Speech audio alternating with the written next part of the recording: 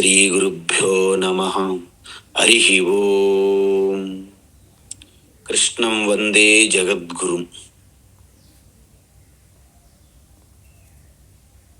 తీర్త్వా మోహార్ణవం హత్వా రాగద్వేషాదిరాక్షసాన్ సీతా శాంతి సమాయుక్తా ఆత్మా రామో విరాజతే. ఆత్మా రామో విరాజతే. హరి ఓం. ఇవాళ మనం భగవద్గీతలో 3వ అధ్యాయం కర్మయోగం, చాలా గొప్ప అధ్యాయం. ఎందుకంటే వాస్తవానికి గీతా ఉపదేశము ద్వారా మనందరినీ కర్మయోగులుగా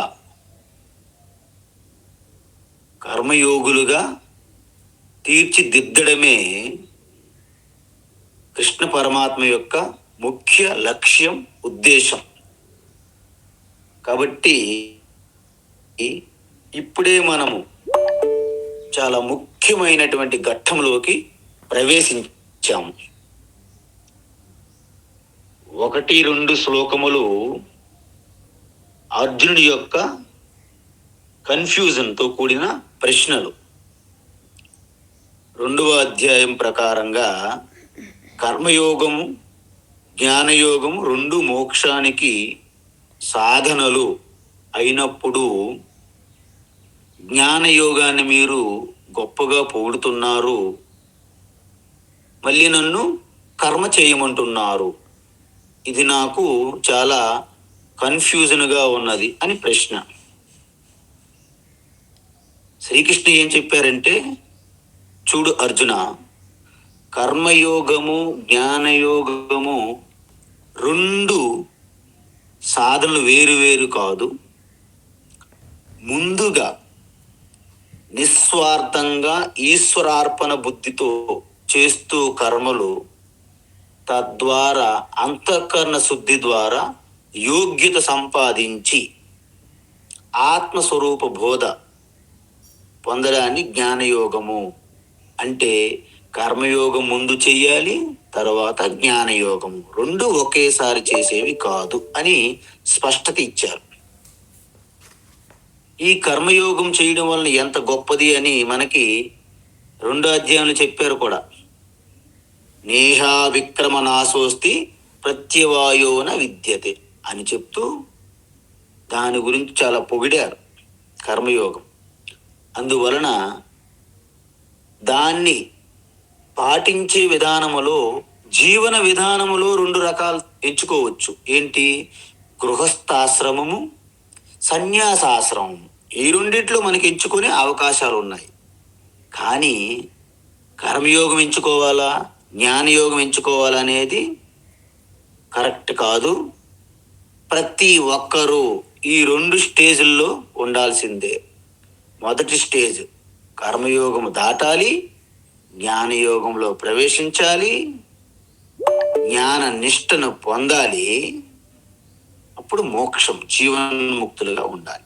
ఇది అయితే 8వ శ్లోకం మనము చాలా ఇంపార్టెంట్ శ్లోకం ఇది.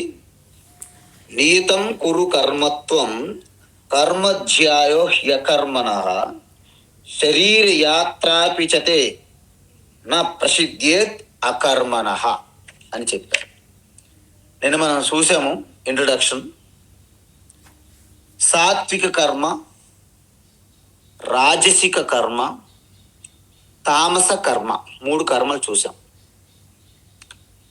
సాత్విక కర్మ చాలా గొప్పది. ఎందుకంటే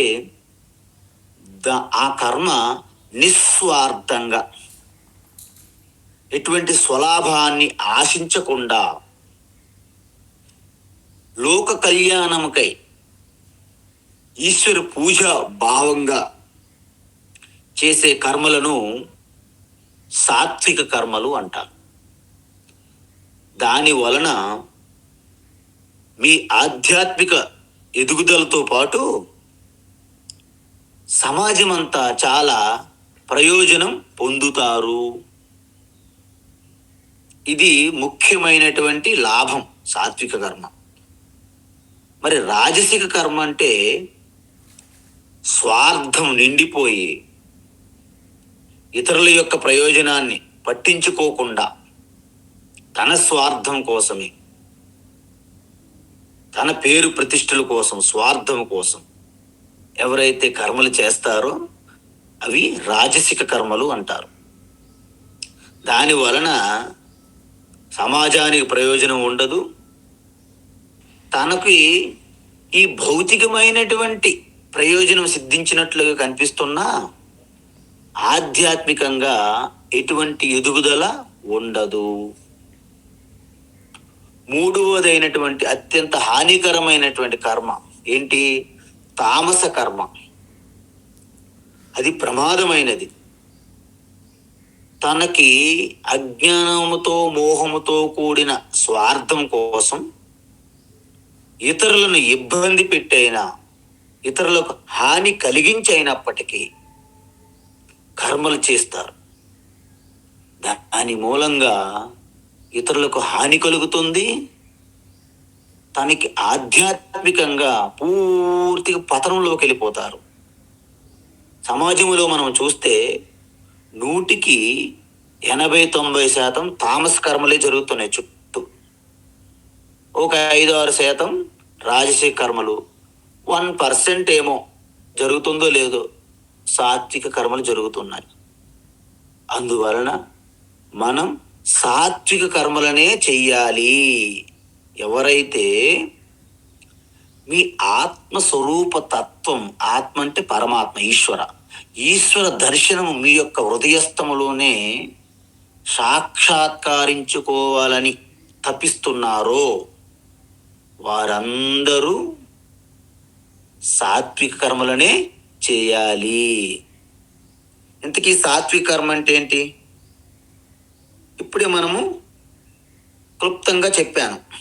నిస్వార్థంగా, ఎటువంటి ప్రయోజనం ఆశించకుండా, ఈశ్వరుని పూజార్పణ భావంతో చేస్తే ఆ వచ్చే ఫలితం ఏదైతే ఉందో ఈశ్వర ప్రసాదంగా స్వీకరించాలి. అప్పుడు మీ యొక్క తపస్సు వృద్ధి చెంది ఆధ్యాత్మిక ఎదుగుదల మీలో కలుగుతున్నది. అంటే ఎప్పుడైతే మన లోపల ఉన్న కామ, క్రోధ, లోభ, మోహ, మద, మాత్సర్యాలు అన్ని కడిగేస్తాయో మనలో ఆ జ్ఞానబోధ సూర్యుని యొక్క తేజస్సు వలె ప్రకాశిస్తుంది. అప్పుడు మీ స్వరూపంలో తథా ద్రష్టు స్వరూపే అవస్థానం అన్నట్లుగా ఆత్మన్యేవ ఆత్మనా తుష్ట స్థితప్రజ్ఞులుగా ఉంటారు. మీ ఆత్మలోనే రమిస్తారు. మీ ఆత్మలోనే తృప్తి, తుష్టి, క్రీడ, ఆనందం, శాంతి. అయితే దీన్ని వేదములో కూడా చెప్పారు. అంటే బయట ఎవరో సాత్విక కర్మలు చెయ్యండి అని కాదు, సాక్షాత్తు వేదములో ఏం చెప్పారు? సాత్విక కర్మలంటే ఏమిటంటే పంచమహాయజ్ఞాలు తూచ తప్పకుండా పాటించాలి. వేదములు ఏమని చెప్పారు? పంచమహాయజ్ఞాలు గృహస్థులు తప్పనిసరిగా పాటించాలి. ఎందుకు? మనం ముందే చెప్పాం. గృహస్థ ఆశ్రమం అనేది చాలా అద్భుతంగా, అనుకూలంగా ఉంటుంది కర్మయోగం పాటించడానికి. సన్యాస ఆశ్రమం చాలా అనుకూలంగా ఉంటుంది జ్ఞానయోగం అనుష్ఠానం కోసం.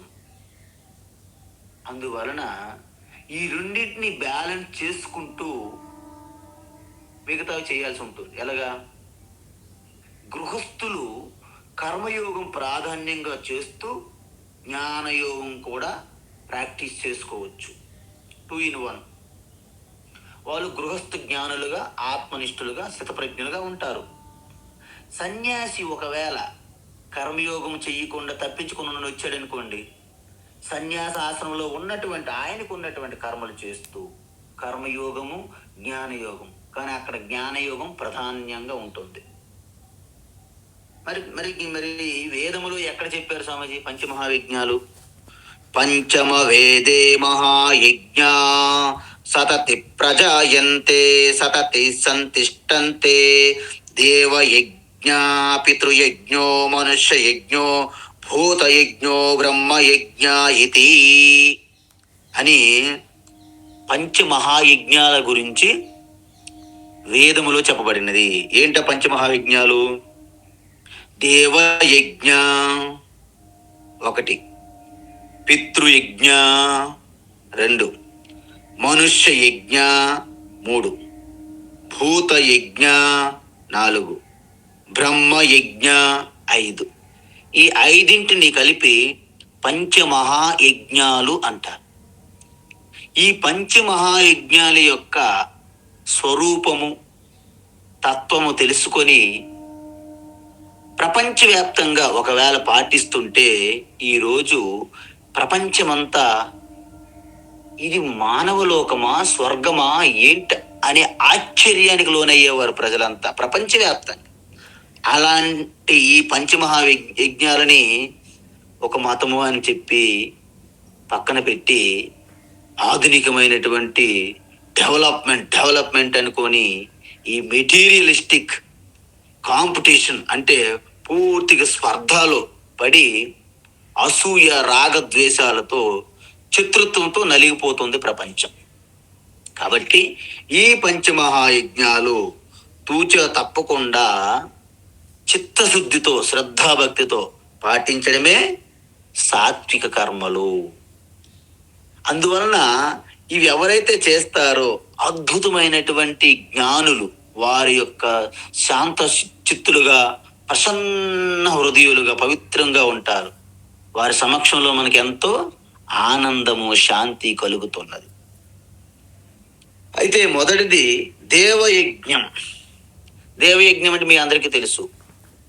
మనం ఎంత బిజీగా ఉన్నప్పటికీ రోజులో కనీసం కొన్ని నిమిషముల పాటైనా మన ఇంట్లో ఉన్నటువంటి దేవుడి గది కానీ, మన దగ్గరలో ఉన్న మందిరము కానీ వెళ్ళి ఆ ఈశ్వరుని, అంటే ఏ ఈశ్వరుడైతే బయట మూర్తిగా, ఒక ఫోటోలుగా, ఒక నామముగా ఎలాగైతే తీసుకున్నామో, మనం ప్రతిరోజు దానికి అనుసంధానం కావాలి. ఎందుకు? భక్తి మీ యొక్క దినచర్యలో ఒక బూస్ట్ లాంటి ఒక ఎనర్జీ, శక్తి అందిస్తుంది అన్నమాట. అందుకే వాస్తవమైన భక్తి ఏం చెప్పారు? ఆరంభములో ఒకే రూపమునకు మీరు పూర్తిగా నిష్ఠతో అనుసంధానం కావాలి. ఒకే రూపం, రామ గాని, కృష్ణ గాని, గణేష్ గాని, పార్వతి శక్తి గాని, శివ గాని, ఏ రూపమైనా మీరు తీసుకున్న అనంత నామ రూపాలలో ఏదైనా తీసుకోవచ్చు. కానీ దానిపైనే మీరు పూర్తిగా నిష్ఠ కలిగి ఉండాలి. అంత ఉత్కృష్టమైనటువంటి వృద్ధిలో సాధించాలి ఆ స్థితి. తరువాత ఆ రూపమే సకల రూపాలలో మీరు దర్శించే విధంగా ఉత్తీర్ణులు కావాలి. దాన్ని ఇంటర్మీడియట్ భక్తి అంటారు. అంటే మొత్తం సృష్టిలో ఉన్న సాలగ్రామం చూస్తే విష్ణు, శిలాఖండం చూస్తే శివ, ఒక చెట్టులోను, ఒక రాయిలోను మట్టి, నీరు, అగ్ని, సూర్యచంద్రులు, అసలు ఏంటి ప్రతి దాంట్లో మనం పరమాత్మని దర్శించాలి. అది విశ్వరూప దర్శనము లేదా అనేక రూప ఈశ్వర భక్తి. 3వ స్టేట్ అంటే చివరి దశలో రూపము లేని ఆ పరమాత్మయే నా హృదయ స్పందనగా ఉన్నది. దాని వలనే నేను శ్వాస తీసుకుంటున్నాను, ఆహారం తింటున్నాను, జీర్ణమవుతున్నది, రక్త ప్రసరణం జరుగుతున్నది, మాట్లాడగలుగుతున్నాను, వింటున్నాను, చూస్తున్నాను, ఆలోచిస్తున్నాను. లబ్డబ్ గుండె కొట్టుకుంటుంది. దేని వలన? ఆ పరమాత్మయే నా హృదయములో ఉన్నది. ఈశ్వర సర్వభూతాన హృద్దేశ అర్జున తిష్టతి. సన్ని ప్రాణ హృదయములోనే ఆత్మగా నేనున్నానని చెప్పారు పరమాత్మ. ఇలా చేయాలి. ఇలా చేస్తే అప్పుడు మీరు దేవయజ్ఞాన్ని మీరు చేస్తున్నట్టు లెక్క. అందువలన ఎన్ని పనులున్నా, ఎంత బిజీ ఉన్నా, మీరు కొంత సమయాన్ని ప్రతిరోజు ఈ దేవయజ్ఞం, దేవ పూజకి మీరు కేటాయించుకోవాలి. అదేవిధంగా రెండవది పితృయజ్ఞం. పితృయజ్ఞం అంటే మనము చాలా మందికి ఈ మోడర్న్ పీపుల్ ఉన్నారు చూడండి, పితృయజ్ఞం, చనిపోయిన వాళ్ళకి యజ్ఞాలేంటి, చనిపోయిన వాళ్ళకి పూజలేంటి అని వేలాకోలంగా మాట్లాడతారు. ఎందుకంటే వాళ్ళకి వేదము యొక్క తత్వం కానీ ఆ రహస్యం కానీ వారికి తెలియదు. అందువలన రెండవది ఏంటి? పితృయజ్ఞం అంటే మన పెద్దలకి, మన పితృదేవతలైనటువంటి మన యొక్క పూర్వీకులు ఎవరైతే ఉన్నారో వారికి శ్రాద్ధము, తర్పణాలు మనము చేయాల్సి ఉంటుంది. నెలకొకసారి కానీ, అప్పటికీ మీకు ఇబ్బంది అయితే అట్లీస్ట్ సంవత్సరానికి ఒక్కసారైనా మీరు ఏదో మంచి తీర్థస్థలాలకి, కాశీ, గయా ఇలాంటి ప్రదేశాలలో మీరు ఈ శ్రాద్ధ తర్పణాలు మీరు తప్పకుండా చెయ్యాలి. ఎందుకంటే మనం చెప్పాం, ఆ జీవాత్మ వారు శరీర ధారణలో ఉన్నప్పుడు ఏమైనా లోటుపాట్లు ఉంటే వారికి పూర్తి స్థాయి ఆత్మస్వరూపతత్వం తెలియకుండా ఈ కర్మల్లో లోటుపాట్లు చేయడం వలన ఆ జీవాత్మ ఏ విధంగా అంటే ఉత్తమ గతిని ఒకవేళ పొందలేకపోయినప్పటికీ మనం వారికి కృతజ్ఞతా భావముతో మనం ఈ యొక్క శ్రాద్ధాది తర్పణాల ద్వారా వారికి సంతుష్టులు చేసిన వాళ్ళం అవుతాము. దీని వలన మన పూర్వీకుల నుండి మనకు ఉన్నటువంటి ఆ అనుసంధానము కట్టవదనమాట. అదేవిధంగా మనల్ని చూసి మన పిల్లలు ఫాలో అవుతారు. ఇది అద్భుతమైనటువంటి ఒక అనుసంధానము, ఒక చక్రం, సైకిల్ లాంటిది అనమాట. అందుకే దీన్ని మనం గౌరవించి మనం చేస్తేనే మన తర్వాత వచ్చిన తరాల వారు చేస్తారు. మనమే దీన్ని పాటించుకుంటే వాళ్ళు ఇంక చేయరు. అందువలనే తల్లిదండ్రుల పైన గౌరవం పిల్లలకి పోతున్నది. ఎందుకు పోతుంది? వారేమో అమెరికాలోనో, కెనడాలోనో, ఆస్ట్రేలియాలో ఉంటారు. ముసలైపోయిన తల్లిదండ్రులని వృద్ధాశ్రమంలో ఎక్కడో పడేస్తారు. వాళ్ళకి నెలకు మేము డబ్బులు ఇస్తాం, మా అమ్మ నాన్న చూసుకుంటా అంటారు.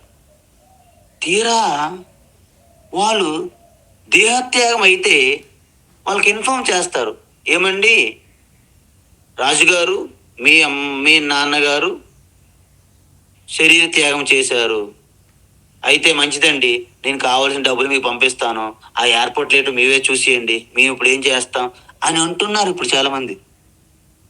నేను ఒక వృద్ధాశ్రమంలో అడిగితే ఆ ఒక మేనేజ్మెంట్ పర్సన్ చెప్పాడు ఈ విషయాలు. నేను అవాక్కయ్యా.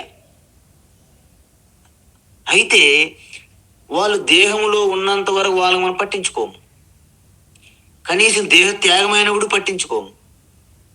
ఏవైనా సరే పొగడ్తలు, పేరు ప్రతిష్టల కోసం అందరి దగ్గర గొప్ప అనిపించుకోవడానికి అప్పుడు తీసుకొచ్చి ఫోటోలు పెట్టి పూజలు చేస్తుంటాము. ఇది చాలా తప్పు, ఇది అపరాధం, క్షమించరాని అపరాధం. కాబట్టి ఈ పితృయజ్ఞం అనేది మన యొక్క అంతఃకరణాన్ని శుద్ధి చేస్తుంది. మనకు ఆశీర్వాదాలు లభిస్తాయి పితృదేవతల నుండి, దేవతల నుండి. దీన్ని పితృయజ్ఞం అంటారు. తూచా తప్పకుండా చెయ్యాలి. అయితే స్వామీజీ, వీటి బదులుగా మేము వేరే అన్నదానాలు చేస్తాము, అవి చేస్తే పర్వాలేదా? అన్నదానాలు చేసినా చెయ్యకపోయినా అది వేరే ప్రక్రియ, అది వేరే దగ్గర చెప్తా. ఎలా, ఎప్పుడు, ఎక్కడ వస్తుంది, దేని కింద వస్తుంది అనేది. మీరు పితృకర్మలు, శ్రాద్ధ కర్మలు విడిచిపెట్టి వేరేవేవైనా చేస్తామంటే అది సరికాదు. ఇది మీరు స్పష్టం చేసుకోండి. శ్రాద్ధ తర్పణాలు తప్పకుండా చేయాల్సిందే. మీరు అన్నదానాలు చేశారా, గోసేవ చేశారా, దేవాలయంకి వెళ్ళి సేవ చేశారా, ఆశ్రమాలకు వెళ్ళి సేవ చేశారా, అనవసరం. పితృదేవతలు చేయాల్సినవి ఇవి తప్పకుండా చేయాల్సిందే. వీటిలో ఇటువంటి ఎంచుకునే మార్గం లేదు. 3 ఋషి యజ్ఞం లేదా బ్రహ్మయజ్ఞం అంటారు. దీన్నే బ్రహ్మయజ్ఞం అంటారు. అంటే ఏంటి? మనకు వేదములు సాక్షాత్తు ఈ సృష్టిలో మనం ఎలా జీవించాలి అని మనకు అందించిన ఈశ్వరుని యొక్క జ్ఞానమే వేదం. అందువలన నిత్య నిరంతరము ఆ వేదము గాని, వేదము యొక్క సారాంశమైనటువంటి భగవద్గీత, అలాగే పారాయణమైనటువంటి లలిత సహస్రనామాలు, విష్ణు సహస్రనామాలు, ఇలాంటి సహస్రనామములు కానీ, భగవద్గీత పారాయణము కానీ, ఇలాంటి ఇంకా మీకు ఓపిక ఉంటే ఉపనిషత్తు యొక్క పారాయణం కూడా చేయొచ్చు, మంత్రములు. ఇవన్నీ కూడా మీరు ఋషి యజ్ఞం కింద వస్తుంది. అందుకే ఋతం చ స్వాధ్యాయ ప్రవచనే చ, ఈ తైత్రీయ ఉపనిషత్తులు చెప్పారు. సత్యం చ స్వాధ్యాయ ప్రవచనే చ, తపశ్చ స్వాధ్యాయ ప్రవచనే చ అని అనేక ఈ యొక్క ఋషి యజ్ఞం ఎలా ఉంటుంది అంటే, శాస్త్రాన్ని మనం అధ్యయనం చేయడమే ఋషి యజ్ఞము లేదా బ్రహ్మ యజ్ఞము అంటారు. అదేవిధంగా ఋగ్వేదం తర్పయామి, యజుర్వేదం తర్పయామి, సామవేదం తర్పయామి, అథర్వణం వేదం తర్పయామి. వేదాలు కూడా తర్పణలు ఇస్తారు. అదొకటే కాదండి, సర్వాన్ ఋషీన్ తర్పయామి, సర్వాన్ ఋషి పత్నీగుం తర్పయామి. అందరు ఋషులకి తర్పణాలు ఇస్తున్నాము, ఋషుల యొక్క పత్నులకు కూడాను తర్పణాలు ఇస్తున్నారు. అది మన యొక్క శ్రద్ధ, భారతీయ సనాతన ధర్మం అంటే. అందుకే మీరందరూ కూడాను ఋషుల యొక్క వంశ పారంపర్యమే. మీ అమ్మలందరూ కూడాను ఆ ఋషుల పత్నుల యొక్క పారంపర్యాన్ని మీరు అందిపుచ్చుకున్నారు. మీ పూర్వీకులు ఒక గార్గి, ఒక మైత్రేయి, ఒక ఆత్రేయ, ఒక మదాలస, ఒక చూడాల, ఒక యాజ్ఞవల్క్య, ఒక వశిష్ఠ, వామదేవ, అష్టావక్ర, విశ్వామిత్ర, జమదగ్ని, అత్రి, ఇలాంటి ఋషులు, ఋషిపత్నుల యొక్క వంశ పారంపర్యం మనది. మన పూర్వీకులు ఋషులు. సో మనలో కూడా దాంట్లో వాళ్ళ 100% అయితే మనం అట్లీస్ట్ ఒక 60-70% ఆ యొక్క శక్తి సామర్థ్యాలు ఉండాలి కదా మనకి. పులికి పుట్టే బిడ్డకి ఒక మచ్చైన ఉంటుంది అంటారు మన వాళ్ళు. అంటే పులి బిడ్డ మరి పిల్లిలా ఉండకూడదు కదా. మనం పులిలు, మన యొక్క పూర్వీకులు, మనమేమో పిల్లిలుగా మనం బ్రతికేస్తున్నాం. ఎటువంటి ఏమి షేమ్ లేకుండా, షేమ్లెస్గా హ్యాపీగా పిల్లిలా బ్రతికేస్తున్నాం. కాబట్టి feel proud of our ancestors glory, greatness of our సనాతన ధర్మ. కాబట్టి మన అందరం కూడా దాన్ని ఊహించుకుంటే మనకి ఎంత ఉత్సాహం, ధైర్యం, బలం వస్తుంది, శక్తి. అదే చెప్తున్నారు అన్నమాట ఇక్కడ యజ్ఞాలు ఎందుకనేది. తరువాత మనుష్య యజ్ఞం 4. అదేంటి? మనుష్య యజ్ఞం. మీరందరూ మనుష్య యజ్ఞంలో చాలా దిట్టలు, నాకు తెలుసు. మీరు చేసే సేవా కార్యక్రమాలన్నీ అన్నదానాలు కానీ, ఎక్కడైనా అంటే పూర్ ఫీడింగ్ కానీ, లేకపోతే ఎవరికైనా బట్టలు లేవా, లేకపోతే అనాథ ఆశ్రమాలు కానీ, ఇలాంటివన్నిట్లో మీరు సేవలు చేస్తున్నారు, నాకు తెలుసు. సో ఇవన్నీ వృద్ధాశ్రమం కానీ, పిల్లలు, బాలికలు, అనాథ బాలికలుగా ఉన్నటువంటి ఆశ్రమాలు కానీ, అన్నదానాలు మీరు అన్ని చేస్తున్నారు. సో ఇవన్నీ కూడా మీకు అద్భుతమైనటువంటి శక్తి వస్తుంది. మనలో ఎవరికైనా సహాయం చేస్తే మనలో శక్తి కలుగుతుంది. మనం అది గుర్తించాం, మనకి ఎంత శాంతి కలుగుతున్నది. అందువలన ఈ యొక్క అన్నదానాలు, అందుకే ముందే చెప్పాను మీకు, అన్నదానాలన్నీ దేని కింద వస్తాయి? మనుష్య యజ్ఞం కింద వస్తాయి. ఎవరికైనా సరే రోగులు ఉన్నారనుకోండి, హాస్పిటల్కి వెళ్ళి వారికి కొన్ని పాలు, పండ్లు ఇవ్వడం, వాళ్ళకి మందులు అందించడం, ఇలాంటివన్నీ చెయ్యాలి. ఇవన్నీ కూడా మనుష్య యజ్ఞం కింద వస్తాయి. తర్వాత ఏంటి? 5వది భూతయజ్ఞం. భూతయజ్ఞం అంటే మీ అందరికీ తెలుసు, అన్ని చెట్లకి. అందుకే చెట్లు ఎప్పుడు కూడా మనం నాటుతూ ఉండాలి. ఆ పచ్చదనమే ఈ ప్రకృతి మాతయ్య మనకి తల్లిలాగా లాలించి పాలించి పోషిస్తున్నది. కాబట్టి చెట్లను పెంచడము, అదేవిధంగా ఆవులను, మేకలను, గొర్రెలను, గాడిదలను, గుర్రములను, కుక్కలను, పిల్లులను, అంటే ప్రతి జంతువుకి ప్రేమించాలండి. అంటే గోమాత గోమాత గోమాత అని కేవలం ఒక ఆవు చుట్టే మన అందరం తిరగక్కర్లేదు. దానికి భయపెడుతూ ఆర్తలని చెప్పి ఇంట్లో అడుగు పెట్టాలని బలవంతంగా తాడు పట్టి ఈడ్చుకుంటూ లోపల తీసుకెళ్తూ ఇలాంటి హింస చేయకూడదు భక్తి పేరుతో. నేను స్వయంగా చూశాను, అందుకే ఈ మాట చెప్తున్నాను మీకు. నా సమక్షంలోనే ఆవుకి 4 వైపులు హింసించి హింసించి లోపల లాగుతున్నారు ఇంట్లోకి, అది రాకుంటే. ఎంత తప్పండి అది. కాబట్టి ఈ భక్తి పేరు మీద, ఈ యొక్క భూత యజ్ఞం పేరు మీద ఇలాంటి హింసా కార్యక్రమాలు చేయకూడదు. అందువలన మనము తులసి చెట్టుకి, రావి చెట్టుకి, వేప చెట్టుకి, ఇలాంటి చెట్టుకి ఎందుకు పూజిస్తున్నాము? సకల వృక్ష జాతులన్నింటికి పూజించే విధంగా ఉపలక్షణం. మరి ఆవుని ఎందుకు పూజిస్తున్నాము? సకల జంతువులన్నింటికి ఆవులో చూసుకుంటూ పూజిస్తున్నాం. అందుకే మన దేవీ దేవతల వాహనములన్నీ ఈ జంతువులే. ఎలుక తీసుకుందాం, విఘ్నేశ్వరుడు వాహనం. పాము తీసుకుందాం, శివునికి ఆభరణం మెడలో ఉంటుంది. గ్రద్ద తీసుకుందాం, గరుడ నారాయణకి వాహనం. నెమలి తీసుకుందాం, స్కంద అంటే కుమారస్వామి వాహనం. ఎద్దు తీసుకుందాం, పరమశివుని వాహనం. సింహము, పులి పార్వతి దుర్గా వాహనాలు. అంటే అన్నీ కూడా పూజింపదగినవే. ఎందుకు? వాటిలో కూడా ఆత్మరూపంగా పరమాత్మే ఉన్నాడు. అందుకే మనం ఇవాళ ధ్యానంలో చెప్పుకున్నాం, మన చెట్లు ఈశ్వరుని యొక్క తల ఎంట్రుకలతో సమానము. మీరెళ్ళి ఈశ్వరుని యొక్క ఆ యొక్క లోమాలు, కేశాలు కట్ చేస్తే ఎలా ఉంటుందో ఈ చెట్లు కట్ చేస్తే అలాంటి పరిణామం అన్నమాట. ఈ వృక్షాలు, చెట్లన్నీ ఏంటి? ఈశ్వరుని విశ్వరూపం యొక్క జుట్టు, ఎంట్రుకలు, శరీరం మీద ఉన్నటువంటి లోమాలు.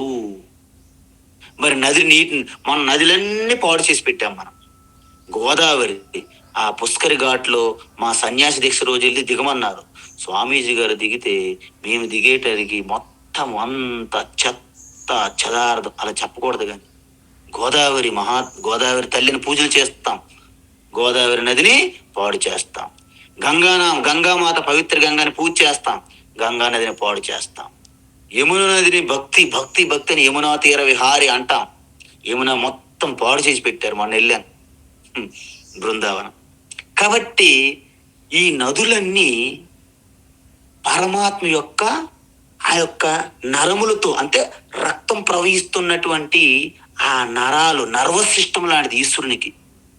మరి మీరు నదులు పాడు చేస్తే ఈశ్వరుని యొక్క నరాలని మీరు కట్ చేస్తున్నట్టు.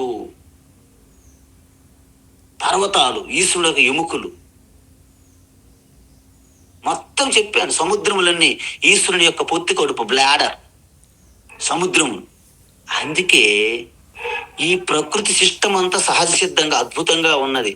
మనం దాంట్లో ప్రవేశించి పాడు చేస్తుంటాం. మనిషి ప్రవేశించక ముందు ప్రతి అడవి సురక్షితంగా మంచిగా ఉంటుంది. మనం ఎంటర్ అయితే ఒక్కసారి పాడు చేస్తారు మొత్తం ఆ యొక్క అడవిని. సముద్రము, నది అన్ని సురక్షితంగా శుభ్రంగా ఉంటాయి మనం ప్రవేశించినంత వరకు. మనుషులు ప్రవేశించారా, అవుట్. కాబట్టి ఈ విధంగా వృక్షాలకి, నదులకి, జంతువులకి, పక్షులకి, ప్రతి ఒక్క భూత ప్రాణికోటికి కూడా మనము వాటి యొక్క రక్షణ పాలనగా మనమే చూడాలి. ఎందుకు? ఈ సర్వ సృష్టిలో శ్రేష్టమైన జీవిగా మనిషి ఉన్నాడు అందరికంటే. ఎందుకు? బుద్ధి ఉన్నది మనకి, వాటికి బుద్ధి లేదు.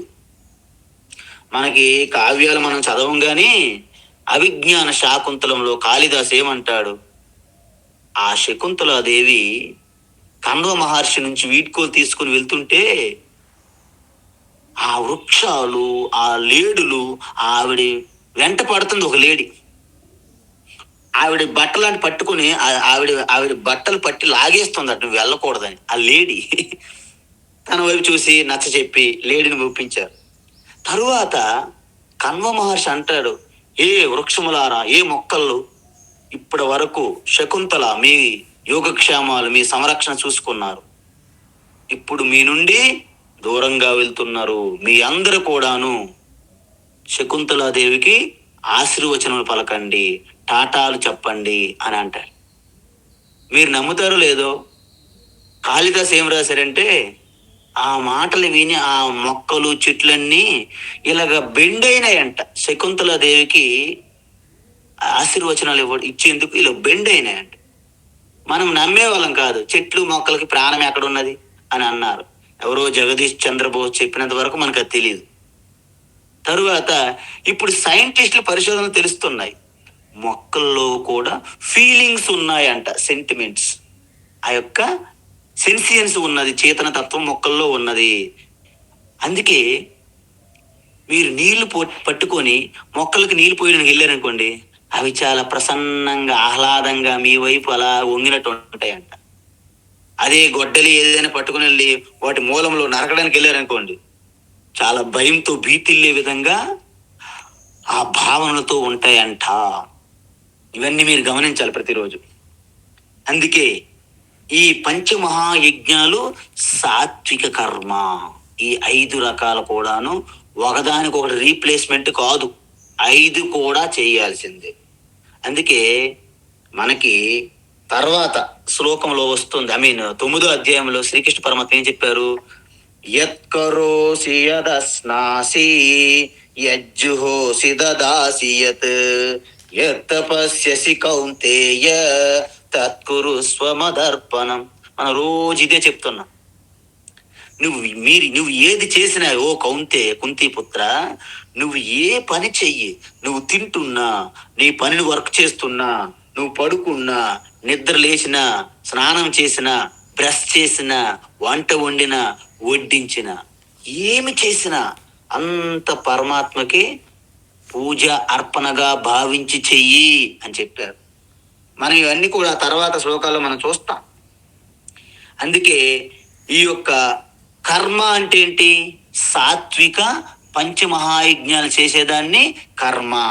యోగం అంటే ఏంటి, ఈశ్వరార్పణతో చేస్తే వచ్చే ఆ యొక్క రిజల్ట్, ఫలితం ఏదైతే ఉందో దాన్ని ఈశ్వర ప్రసాదముగా స్వీకరించడమే ఈ యొక్క కర్మయోగము. ఇది గొప్ప ఆశీర్వాదం, మనకి ఈశ్వరుడు ప్రసాదించినటువంటి ఆశీర్వాదము. అంటే ఇక్కడ 2 రకాలు ఉంటాయి. మీరు కర్మ చేస్తున్నప్పుడు మీలో సమత్వ బుద్ధి అంటే ఏంటి, లాభము నష్టాల వైపు ఎటువంటి చెలించకుండా ఏదొచ్చినా ఈశ్వర ప్రసాదంగా తీసుకోవాలి, అది భోక్తృత్వంలో సమత్వం. ఏ చిన్న పని పెద్ద పని అని ఆలోచించకుండా అన్ని సమానంగా ఈశ్వరుడు పూజగా భావిస్తే మీ కర్తలో కూడా సమత్వం, అంటే కర్తృత్వంలో సమత్వము, భోక్తృత్వంలో కూడా సమత్వము అంటారు. ఈ విధంగా చేయడం వలన సాత్విక కర్మ, దీన్ని సమత్వం యోగ ఉచ్యతే అని మనకి 2వ అధ్యాయంలో చెప్పారా లేదా, నెయ్యే యోగస్థా కురు కర్మాణి సంగం త్యక్త్వా ధనంజయ సిద్ధ్యో సమో భూత్వా సమత్వం యోగ ఉచ్యతే. దాన్ని కర్మయోగం అంటారు, సమత్వ బుద్ధి. ఇప్పుడు కర్మయోగం అంటే మీకు సరైనది ఒక ఒక ఒక కన్క్లూడింగ్ గా చెప్పేస్తున్నాను, మీరు ఇది గుర్తు పెట్టుకోవాలి, ఓకేనా. అంటే సాత్వికముతో, అంటే స్వార్థం లేకుండా సమాజానికి ప్రయోజనం కలగాలి అని మీరు చేసే కర్మను సాత్విక కర్మ అంటే ఏంటి, దీన్ని పంచమహాయజ్ఞాలు నిత్యము చేస్తూ ఉండాలి. యోగం అంటే ఏంటి, ఈశ్వర అర్పణ బుద్ధి, వచ్చే రిజల్ట్ ఈశ్వర ప్రసాద బుద్ధి. ఈ రెండిన్ని కలిపితే ఏమైంది, కర్మయోగము. అందుకే ఇప్పుడేమంటున్నారు, మీరు చేసే కర్మలు చాలా గొప్పవి, కర్మలు చేయకుండా ఉండడం కంటే అన్నారు. ఏమన్నారు, అకర్మణ కర్మజ్యాయ అకర్మణ, కర్మ ఎంతో గొప్పది. ఎందుకు? అకర్మణ అంటే కర్మ చేయకుండా ఉండడం అనేది శరీర యాత్ర, అంటే శరీరం కూడా కొనసాగదండి. You will die. శరీరం పడిపోతుంది నువ్వు ఏది చేయకపోతే, శరీరం నిలబడదు. అంటే కనీసం శరీరం నిలబడాలన్నా నువ్వు కర్మ చేయాలి. ఆ కర్మ ఏదో ఈ కర్మయోగం చెయ్యి అని శ్రీకృష్ణ పరమాత్మ మనకి సలహా ఇస్తున్నారు. అందువలన ఈ విధంగా మీరు ఎవరైతే చేస్తారో త్వం కర్మ కురు అంటే ఏంటి? సాత్వికమైనటువంటి ఈ కర్మలను చెయ్యి అని చెప్తున్నారు. అయిపోయింది కదా మనకి. కాబట్టి తర్వాత మనకి ఇంకొక విషయం కూడా ఉన్నది. నేను మీకు ఒకటి చెప్పాను, శివ మానస పూజ స్తోత్రం అని ఉన్నది. అందులో చెప్తారు, విహితము అవిహితము తెలిసి తెలియకుండా ఏవైనా చేసినా అన్ని కూడా నీకే సమర్పిస్తున్నాను శివ, నన్ను క్షమించు. విహితం వా అవిహితం వా సర్వమేత క్షమస్వ. జయ జయ కరుణాబ్దే శ్రీ మహాదేవ శంభో. యజ్జత్కర్మ కరోమి తత్తదఖిలం శంభో తవారాధనం. ఏది చేసినా ఏ శంభో, ఏ పరమాత్మ నీకు ఆరాధనంగానే చెయ్యాలి. ఇప్పటి వరకు మనము ఈ యొక్క అద్భుతమైనటువంటి ఇంపార్టెంట్, ఇది మీకు మూలం, కర్మయోగం యొక్క అసలైనటువంటి లక్ష్యం. ఇప్పుడు ఇంతకీ దీన్ని ఏ విధంగా చెయ్యాలి అనేది ప్రశ్న. అంటే మొదటి సూత్రం ఏంటి? ఈశ్వరుని ఆజ్ఞగా పాటించాలి. ఇప్పుడు మనం ఎలాగా? యజ్ఞార్థాత్ కర్మణోన్యత్ర. యజ్ఞార్థాత్ కర్మణోన్యత్ర. యజ్ఞార్థాత్ కర్మణోన్యత్ర. లోకోయం కర్మ బంధనః. లోకోయం కర్మ బంధనః. లోకోయం కర్మ బంధనః. తదర్థం కర్మ కౌంతేయ. తదర్థం కర్మ కౌంతేయ. తదర్థం కర్మ కౌంతేయ. ముక్త సంగః సమాచర. ముక్త సంగః సమాచర. ముక్త సంగః సమాచర. యజ్ఞార్థాత్ కర్మణోన్యత్ర. లోకోయం కర్మ బంధనః.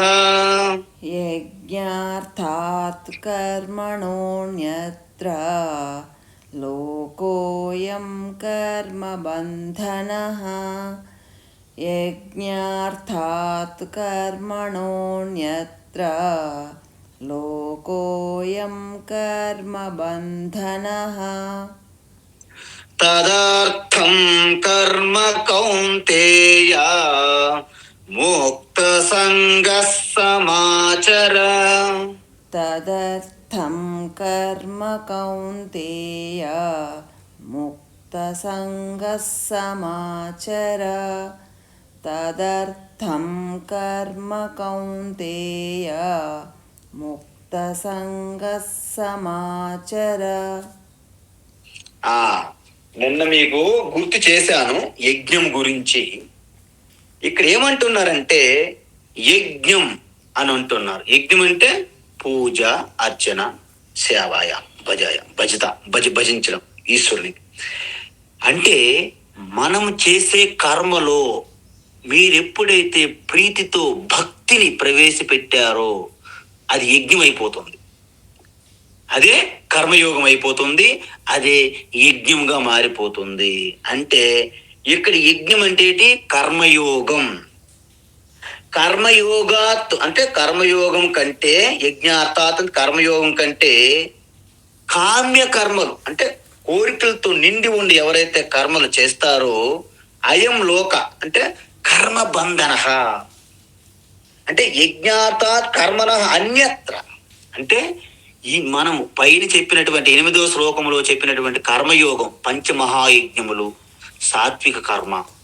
ఈ కర్మయోగం అంటే చేసే కర్మంతా ఈశ్వరుని పూజ భావంతో, అర్పణంతో వచ్చే రిజల్ట్, ఫలితం ఈశ్వర ప్రసాదంగా భావించి చేయకుండా ఎవరైతే స్వార్థంగా చేస్తారో అవన్నీ కూడా మనకి కర్మ బంధిస్తుంది. ఎందుకు? మీరు ఒక విషయం చూడండి. కోబ్రా అనే పాము ఉంటుంది, దాని యొక్క విషం చాలా ప్రమాదకరం. కానీ ఆ విషాన్ని తీసి జాగ్రత్తగా ఒక మందుగా తయారు చేస్తే కొన్ని జబ్బులకి నయం చేయడానికి వాడుతున్నారు. కర్మ కూడా ఆ కోబ్రా పాము యొక్క విషము లాంటిదే. కానీ దాన్ని మనము మందుగా మార్చుకొని వాడుకోవచ్చు కర్మయోగం ద్వారా. చూసారా? అద్భుతమైనటువంటి రహస్యాన్ని చెప్తున్నారు. కర్మ చేయకుండా ఎవరు తప్పించుకోలేరు. నీ జీవనం కూడా సాగదు, శరీరం నిలబడదు. తో తప్పకుండా కర్మలు చేయాల్సిందే. అవేవో కర్మయోగంగా మార్చుకుంటే నువ్వు ముక్తుడు అయిపోతావు కదా. ముక్త అంటే నువ్వు బద్ధుడు నుండి ముక్తుడు అయిపోతున్నావు. సాధారణ కర్మ భక్తితో ఈ కర్మయోగము ద్వారా ఎవరైతే చేస్తారో వాళ్ళు మోక్షానికి అర్హులైపోయి జ్ఞానయోగము ద్వారా ముక్తిని పొందుతున్నారు. హే కౌంతేయ, ముక్త సంగ అంటే ఏంటి? ఎటువంటి రాగము, అటాచ్మెంట్, ఆసక్తి పెట్టుకోకుండా, అంటే సంగము నుండి ఎటువంటి ఆసక్తి లేకుండా. తదర్థం దేనికోసం? కర్మయోగం కోసం. కర్మ సమ్యక్ ఆచర. సమాచర అంటే శ్రద్ధాభక్తితో చాలా చక్కగా నిర్వర్తించుము కర్తవ్య కర్మలను. ఈ విధంగా చెప్పారన్నమాట. అందుకే నేను ఎవరైనా నా దగ్గరికి వచ్చి హోమ్ మెసేజ్ అడుగుతుంటారు. నేను వాళ్ళకి ఒక్కటే చెప్తా. నేను చెప్పడం కాదు, శంకరాచార్య శివమానస పూజా స్తోత్రంలో చెప్పారు. ఏంటిది? ఆత్మాత్వం గిరిజామతి సహచరా ప్రాణా శరీరం గృహం పూజాతే విషయోపభోగ రచనా నిద్రా సమాధి స్థితి సంచార పరపదయో ప్రదక్షిణ విధి స్తోత్రాని సర్వాగిరో యజ్జకర్మ కరోమి తత్తదఖిలం శంభో తవారాధనం అని చెప్పారు. అంటే ఏంటి? మన హృదయ స్పందన లబ్డబ్ లబ్డబ్ వెనక ఉన్నటువంటి స్పందనకి ఆధారమే మొట్టమొదటి ఈశ్వరుని యొక్క సాక్షాత్కారం మనకి. అది మనం గమనించట్లేదు. మనము మన కనుబొమ్మల మధ్య నాకు జ్యోతి వెలుగుతుంది, నా యొక్క హృదయంలో నా జ్యోతి ప్రకాశిస్తుంది, ఇది భ్రమ. జ్యోతి అంటే చైతన్యం. మీరు చూస్తున్నటువంటి బల్బు, క్యాండిల్ జ్యోతి కాదు. చాలా మంది నా దగ్గరికి వచ్చి, స్వామీజీ నేను ధ్యానం చేస్తుంటే నా హృదయంలో జ్యోతి అలాగ వెలుగుతూ ఉన్నది, ప్రకాశిస్తున్నది క్యాండిల్ లాగా. నేను అన్నాను, చాలా జాగ్రత్త పడి హాస్పిటల్కి వెళ్ళండి, లేకపోతే ఊపిరితిత్తులు, ఆ గుండె అన్ని కాలిపోతాయి అన్నా. తర్వాత స్వామి నా యొక్క అనుభవాల మధ్య జ్యోతి వెలుగుతూ ఉన్నది. ఈ అజ్ఞానమే రమణ మహర్షి మీద పెట్టి ఆయన దేహత్యాగం తర్వాత ఈ జ్యోతిల్ని ఆ యొక్క గిరి ప్రదక్షిణ చేసి అరుణాచలంలో లయమైందని కట్టుకథలు కల్పిస్తున్నారు. పెద్దలుగా చెప్తున్న ప్రవచనకారు గురువులు అక్కడ స్వయంగా మేము చూస్తున్నామనే భక్తులు కూడా ఉన్నారంట. నీవు నేత్రములు చూస్తున్న జ్యోతి అది ఆత్మజ్యోతి ఎలా అవుతుంది? దానికి రూపం లేదు కదా, శబ్దం లేదు కదా, ఆకారం లేదు కదా. నువ్వు చూసే జ్యోతి ఏదైతే ఉందో నీ భ్రమ, నీ మనోరథం. సత్యాన్ని తెలుసుకోండి అయ్యా. అబద్ధాలు భ్రమతో ఎన్నాళ్ళు బ్రతికేస్తాం మనం? జనరేషన్లు వందల సంవత్సరాలు బ్రతికేసాం అలాగా అబద్ధాలు కథలుగా చెప్పుకుంటూ. కాబట్టి ఈ విధంగా ఆత్మ అదే శివ. మరి శివ ఉంటే పార్వతి ఉండాలి కదా స్వామీజీ? పార్వతి కూడా ఉన్నది. ఎక్కడ? నీ మనస్సు రూపములో పార్వతి ఉన్నది. శక్తి, ప్రకృతి అంటే పార్వతి శక్తే కదా. ఈ యొక్క పంచభూతాలన్నీ ప్రకృతే కదా, మాత. అంటే మనస్సు దీనికి అధికారి. కాబట్టి మనస్సుగా పార్వతీదేవి గిరిజ ఉన్నది. మరి శివ ఉంటే మరి భూత ప్రేత గణాలు శివగణాలు అంటారు కదా, వాళ్ళు ఎక్కడ ఉన్నారు? ఇంద్రియములుగా పంచ ప్రాణాలుగా శివగణాలు ఉన్నాయి. అబ్బో, మరి శివుడు ఉండే కైలాసం ఏంటి? నీ శరీరమే కైలాసం. బా, దేహో దేవాలయ ప్రోక్త జీవో దేవ సనాతన త్యజేత్ అజ్ఞాన నిర్మాల్యం సోహం భావేన పూజయేత్ అన్నారు. సంధ్యావందనంలో చెప్తుంటాం. ఈ దేహమే దేవాలయము. ఈ దేవాలయంలో ఇద్దరున్నారు, జీవుడు ఈశ్వరుడు. భ్రమలో పడిన ఈశ్వరుడే జీవుడిగా తిరుగుతున్నాడు. ఆ భ్రమ వదిలిస్తే చిదానంద రూప శివోహం శివోహం నేనే శివ అని తెలుసుకుంటాడు. అందువలన అజ్ఞానం పోగొట్టి సోహం అంటే నేనే పరమాత్మ అనే భావనతో పూజించు అన్నారు. కానీ ఆ శ్లోకం చదివేయడమే గాబరు తప్ప దాని అర్థం ఎవరూ చూడట్లేదు పాపం. మీరే కాదు, పూజలకు అసలే తెలియదు పాపం దాని అర్థం ఏమిటో. ఎప్పుడు చూసినా శటకోపం టక్కన మనకి పెట్టాలి నుదురు మీద, అప్పుడు మనకి సాటిస్ఫాక్షన్. అప్పుడు ఒక బొట్టు పెట్టి తీర్థం ఇస్తే అమ్మయ్య పూజ అయింది అని ఉంటది, లేకపోతే మనకు సాటిస్ఫాక్షన్ రాదు. అందువలన ఈ విధంగా మీ యొక్క శరీరమే కైలాసము. పూజతే విషయోపభోగ రచన. అందువలన మనం చూస్తున్న శబ్ద స్పర్శ రూప రస గంధములు ఇంద్రియముల ద్వారా ఏవేవి చూస్తున్నామో వింటున్నామో తింటున్నామో అన్నీ లోపల ఉన్న ఈశ్వరుడి శివపార్వతులకి పూజ. అదేవిధంగా మీరు ఎక్కడెక్కడికి నడుస్తున్నారో బ్రహ్మాండమంతా శివ పార్వతి శివశక్తి కదండి, లేకపోతే లక్ష్మీనారాయణే కదండి. కాబట్టి మీరు ఎక్కడికి వెళ్ళిన ప్రదక్షిణ అవుతుంది ఆ పరమాత్మకి. అదేవిధంగా మీరు నోటి నుండి ఏ శబ్దం వచ్చినా ఏ మాట వచ్చినా ఆ ఈశ్వరుని స్తోత్రం అవుతుంది. ఎందుకు? ఆ శబ్దం అంతా పరమాత్మ నుండి వస్తుంది. పర పశ్యంతి మధ్యమ వైఖరి రూపంగా ప్రకటమవుతుంది 4 రకాలుగా. గిర అంటే వాక్కు శబ్దములు. ఈ విధంగా మీరు ఎక్కడైతే ఒకవేళ అలసిపోయి చివరికి అమ్మయ్య అలా నడుము వాలుస్తున్నాను కాసేపు అన్నారనుకోండి, ఆ యొక్క పరమాత్మలోనే మీరు లయమైనటువంటి నిర్వికల్ప సమాధి భావన చెయ్యండి. యజ్జత్ కర్మ కరోమి తత్తదఖిలం శంభో లేదా విష్ణు తవారాధనం. విష్ణు అయినా శంభు అయినా ఒకటే. కాబట్టి ఏది జరుగుతున్నా మనస్సు రూపంలో గాని వాక్కుల రూపంలో గాని చేతులు కాళ్ళ రూపంలో గాని ఏది జరిగినా నీకే పూజ అని భావన చేయమన్నారు. అందుకే మీరు ఇంకా అన్ని చెప్పుకుంటూ పోతే మన టైం తక్కువ కాబట్టి ఇక్కడతో ఆపుతున్నాము. ఈ విధంగా కర్మయోగంగా కాకుండా మీరు కోరికలతో చేస్తుంటే ఆ కర్మ బంధములు చిక్కిపోయి మీకు మనశ్శాంతి లేకుండా ఆఖరికి నిద్ర కూడా సరిగా పట్టకపోవడం వలన ఇన్ని సంపాదించుకొని నిద్ర మాత్రలు వేసుకొని నిద్రపోవాల్సిన పరిస్థితి తెచ్చుకుంటున్నారు. ఎందుకు? కర్మయోగం అంటే ఏమిటో తెలియక కర్మయోగం పాటించగా ఇలాంటి దుస్థితి కలుగుతుంది మనకి. కాబట్టి మీరు ఈశ్వరుడు యొక్క ఆదేశం అనుకోండి, ఉపదేశం అనుకోండి, దీన్ని మీరు పాటించండి. అందుకే మనము ఉదయం లేచిన వెంటనే గంగేచ యమునే చైవ గోదావరి సరస్వతి నర్మదే సింధు కావేరి జలేస్మిన్ సన్నిధిం కురు అని మంత్రం చెప్పి స్నానాలు చేస్తుంటాము. మనము ధ్యానంలో చెప్పాను, ఈ సృష్టిలో ప్రతి ఒక్కటి ఈశ్వర స్వరూపమే. దేన్ని మీరు ఈశ్వరునిగా భావిస్తే అదే ఈశ్వరు అవుతుంది. ఎందుకు? యద్భావం తద్భవతి. శివుని ఆజ్ఞ లేనిది చీమ అయినా కుట్టదు. కాబట్టి సర్వము ఈశ్వరునిమయమే. అందుకే మనము నమో బ్రహ్మనే నమస్తే వాయో త్వమేవ ప్రత్యక్షం బ్రహ్మాసి అంటారు ఉపనిషత్తుల్లో.